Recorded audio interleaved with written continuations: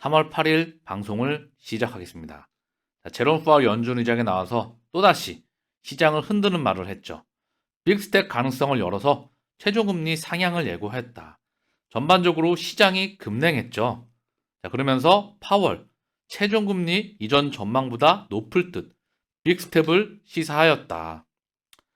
제롬 파월 연준 의장이 상원은행위원회 청문회에 출석해서 최종적인 금리 수준은 이전에 전망한 것보다 더 높을 가능성이 크다. 경제지표가 예상보다 더 강세를 보이고 있다.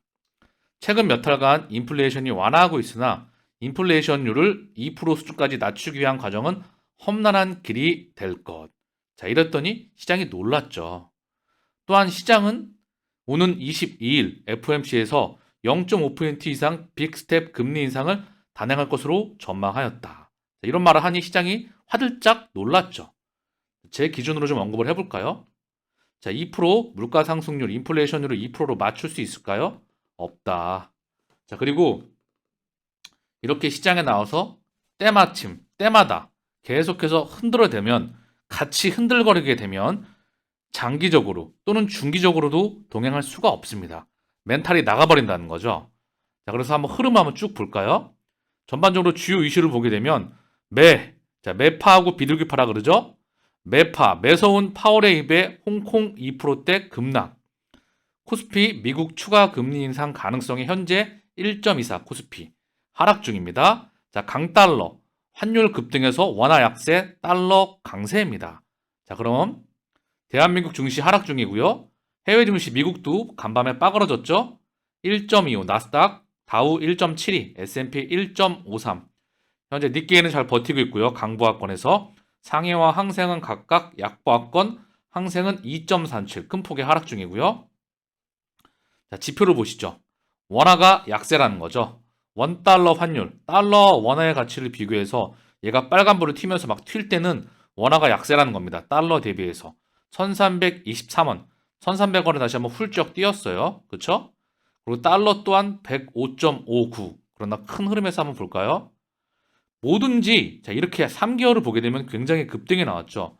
뭐든지 인생도 마찬가지고요. 투자도 마찬가지고요. 자, 사업도 마찬가지죠. 큰 방향성을 크게 정놓고요. 그 과정마다 지표와 함께 마침표를 찍어야 되거든요. 자, 1년으로 볼게요. 자, 1년으로 보면 상승, 크게 하락, 그리고 최근에 올라와 있어요. 저 크게 한번 보시죠. 이렇게 보면 더 잘 보이죠? 엄청난 장기간 동안 원달러 환율이 튀었었어요. 그리고 최근에 급락했었죠. 차익 실현 물량이 과도하게 나왔죠? 그리고 돌려지는 현상에 있습니다. 자, 이러면 한눈에 보이시죠? 자, 달러의 흐름도 마찬가지입니다. 달러 인덱스의 흐름도. 그런데 국채 금리가 10년물이 다시 한번 4%를 돌파했어요. 2년물은 5.08. 자, 장단기 금리가 역전이 됐죠. 이게 또 중요한 겁니다. 어떻게 2년물이 10년물보다 금리가 높죠? 돈을 짧게 빌리는데 돈을 더 비싸게 줘야 돼. 그쵸? 그리고 10년을 빌려가는 대로 금리가 더 싸. 원래 돈을 오래 빌리면 금리를 더 줘야 되잖아요. 이상한 기현상이라는 거죠. 장단기 금리가 역전이 되면은요, 은행은 수도꼭지를 잠글 수밖에 없습니다. 왜냐하면 금융기관의 특히 상업은행들의 수익은요, 단기로 자금을 조달을 해서 장기로 자금을 대출해줘요. 즉, 원가가 더 올라가게 되면 물건을 판매할수록 손해입니다. 그러면 대출문을 잠그겠죠. 이 상황에서 현재 경제가 돌아가고 있는 거예요. 이 혈액을 다시 세팅하는 게 뭐죠? CBDC와 함께 스테이블 코인과 NFT와 각종 비트코인과 이더리움과 XRP 모든 시스템이 다 설정되는 거겠죠. 자, 이렇게 만드는 의도는 제가 크게 언급을 드렸었어요. 과거의 시스템을 부셔버린다. 그 연장선에 있다. 그리고 단기와 장기, 연준이 다 관여를 하고 있습니다. 장단기물이 상당히 역전된 지 오래됐는데 경제가 버텨나가고 있죠. 예전에는요, 장단기 금리가 역전이 되면 시차를 두고 경제는 빠그러졌어요. 자, 이번에도 경기 폭락이 다가올 것 같은데요. 상당히 의도적이라는 겁니다. 자, 그러면 계속해서 살펴보시죠. 자, 그러면 코인 가격을 한번 볼까요? 비트코인의 가격은 2,950만 원. 자, 큰 변동 없어요. 좀 하락을 했는데 오르락 내리락 하고 있죠. 자, 현재 지지 라인대에서 지지를 잘 받습니다. 이 점선 라인이 지지 라인인데요. 여기서 오르락 내리락 하면서 지지를 받으면서 밑에 이동평균선이 올라오죠. 그 지지를 받으면서 여기 물량을 소화하고 다시 상승할 확률이 높다. 일관성 있게 제가 언급을 드리고 있죠. 그러나 제가 아무리 일관성 있게 언급을 드려도 시장이 흔들거릴 때마다 파월이 무섭게 시장을 흔들어 칠 때마다 그리고 이와 맞물려서 증시와 주식시장과 채권시장과 환율이 흔들거릴 때마다 본인 멘탈이 흔들거리게 되면 장기간 동행할 수가 없습니다. 그거를 인지를 하셔야 돼요. 이더리움도 똑같은 가격대에 있죠? 큰 변동 없습니다. XRP는 오히려 505원 상승이 좀 나왔어요. 자, 갈 길이 멀죠? 어느 기준점인가 리플, 즉 XRP는 시장과 다른 흐름을 보일 것으로 사료가 됩니다. 왜? 알고 계시겠지만 CBDC가 상용화가 되고 일단 소송이 종료가 돼야 되겠죠? 그리고 흔들기가 나오고 진행되고 올라갈 확률이 높을 것 같아요. 그런데 바로 올라갈 수도 있겠죠?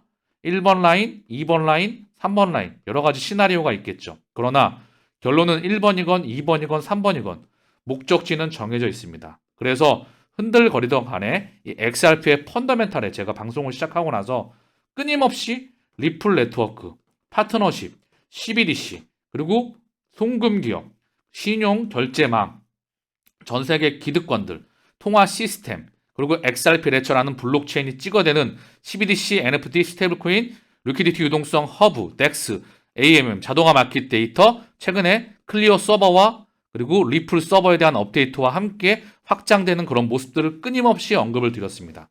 즉, 이거의 가치에 집중하면 목적지에 도착한다.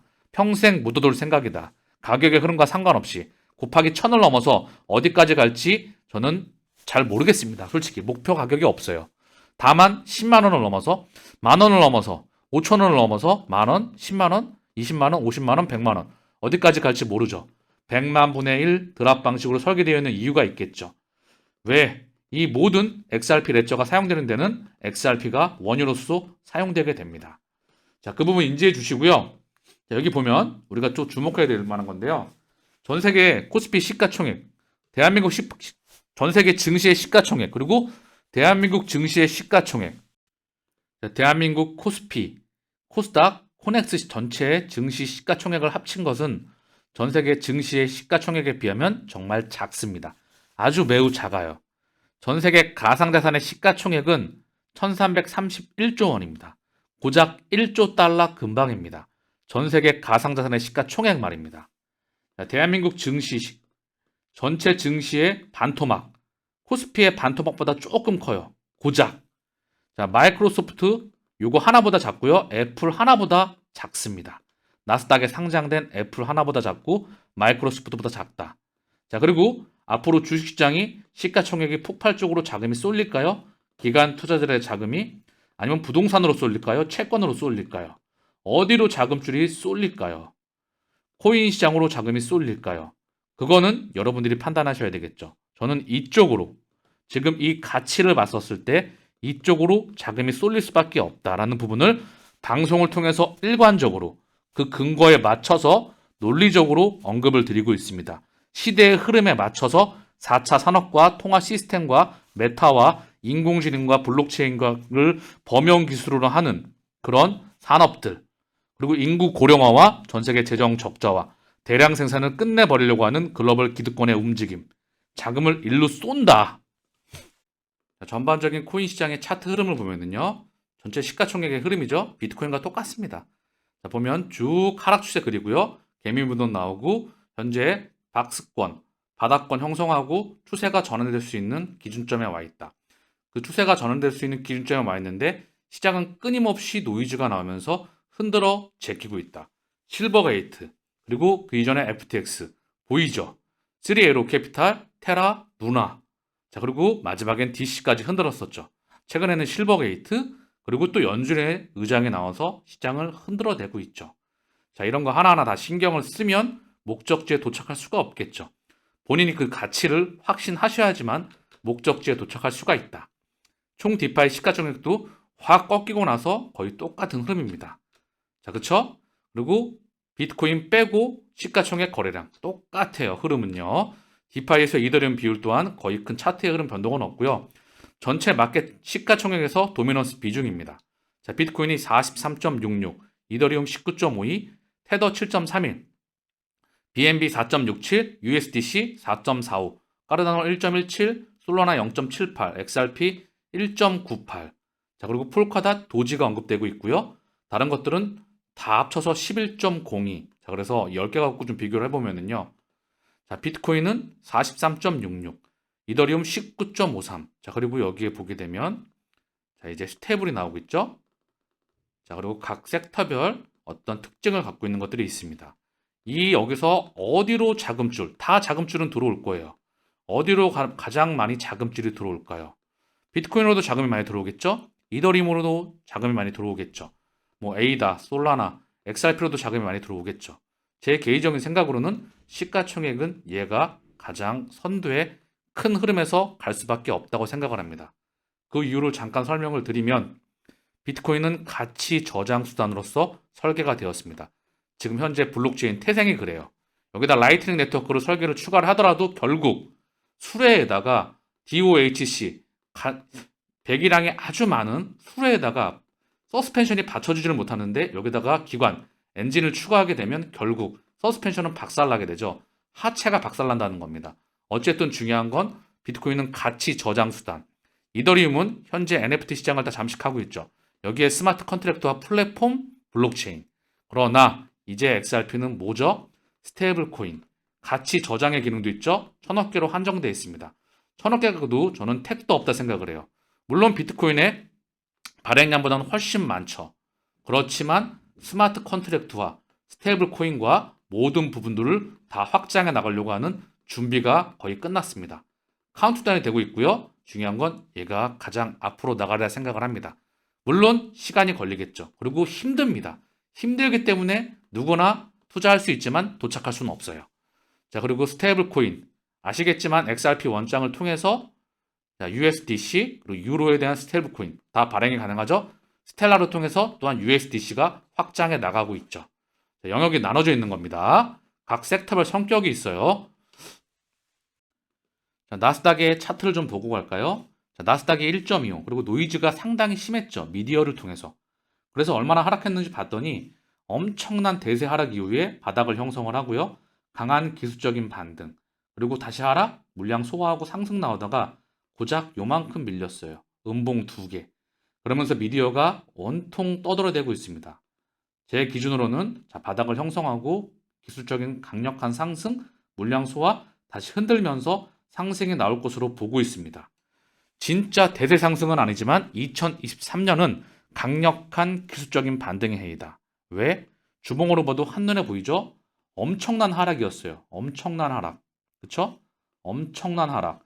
코로나 팬데믹의 엄청난 하락. 자, 그리고 미국 금리 인상 사회의 엄청난 하락. 자, 엄청난 하락 뒤에 나왔던 반등. 자, 그렇기 때문에 1번 라인, 2번 라인, 3번 라인. 그 기준점이 될 것 같은데요. 자, 지켜봐야 되겠죠. 매크로 이슈와 함께. 설왕설랑 연준 의장과 기타 노이즈의 말들을 필터링할 수 있는 힘을 길러야 합니다. 자, 나스닥의 차트를 본 김에 큰 흐름 한번 보고 가시죠. 2008년도 금리 용익 이후에 사상 최초로 제로금리가 실시가 되죠. 자, 그리고 세 차례의 양적 완화에 이은 바로 천문학적인 4조 2천억 달러의 자금이 풀렸습니다. 그렇죠? 자, 그래서 그러고 나서 2011년, 12년 유럽발 재정위기가 터졌죠. 2008년도 위기의 연장선이었어요. 그리고 미국발 긴축 그런 혼란, 긴축 발작이었죠. 당시 벤 버넌키 연준 의장 이 엄청난 제로금리와 양적 완화 이후에 시장이 첫 금리를 올리겠다고 했더니 시장이 받아주질 못했죠.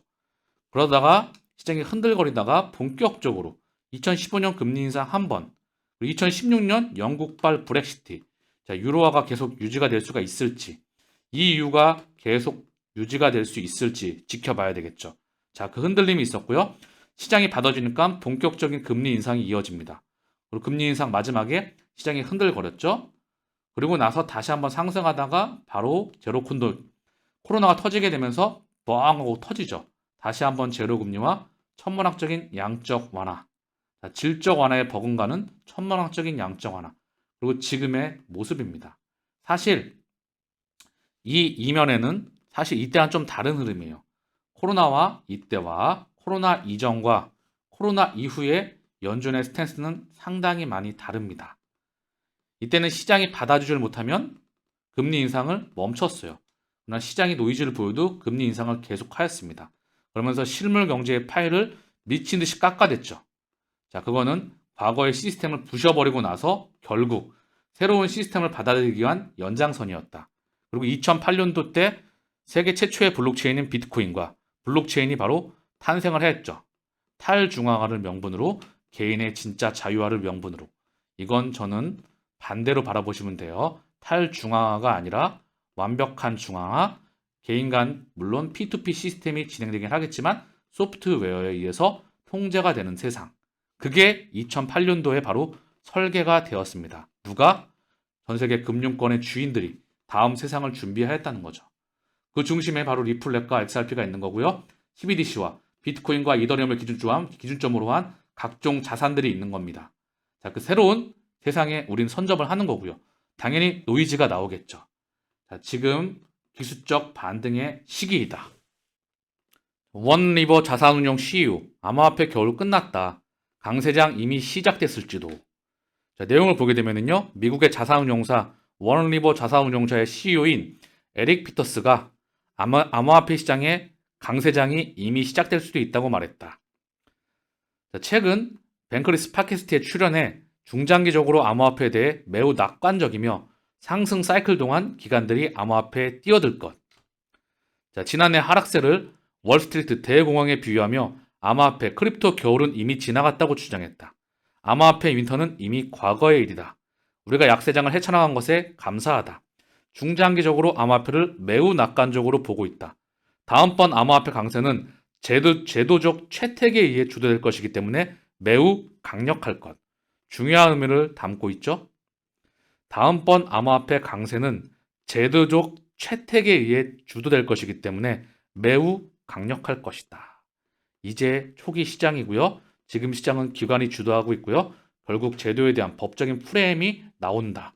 증권과 상품에 대한 프레임이 나오고 거기에 맞춰서 현물 ETF 승인이 나온다. 기관 투자자들이 번호표를 뽑고 자금줄을 서서 기다리고 있다. 결국 흔들면서 고점을 미친 듯이 갱신해 나가면서 시장은 폭발적으로 선점해 나간다. 그죠? 즉 우리는 현재 여기에 투자하고 있는 겁니다. 자, 한국은행 이찬용 총재가 CBDC 발행을 적극 고민하고 있다. 국회도 입법 지원 급물살. 자, 한국도 CBDC 발행을 적극 고민하는 게 아니라 오래전부터 준비해 왔습니다. 그리고 국회도 이제 입법 지원이 급물살이다.